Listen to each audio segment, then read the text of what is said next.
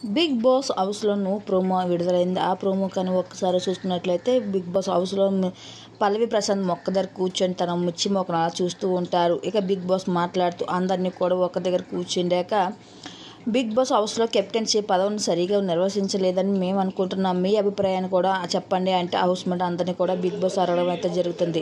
First శోభా శెట్టిని అడగ్గా శోభా నీ అభిప్రాయం చెప్పవు అని అడగ్గా శోభా లేసి కెప్టెన్ వాడు హౌస్ మేట్ అందరిని కూడా తన చేతిలో ఉంచుకొని తను పని చేస్తూ పక్క వాళ్ళ చేత కూడా పని చేయించాలి. తన మాట అందరు వినేటట్టు చేసుకోవాలని ఇంక శోభా చెప్తుంది. అలాగే అమ్మారు అలాగే సమాధానం చెప్తారు.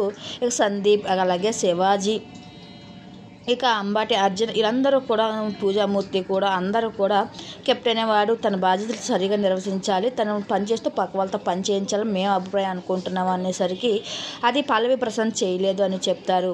అయితే పల్లవి ప్రశాంత్ కెప్టెన్ పదవికి సరికాదని ఎవరెవరు అనుకుంటున్నారో చేతులు ఎత్తండి అనగా అందరూ కూడా హౌస్ మేట్ అందరూ కూడా చేతులు ఎత్తడంతో ఒక్కసారిగా కళ్ళని నీళ్ళు తెచ్చుకుంటాడు పల్లవి ప్రశాంత్.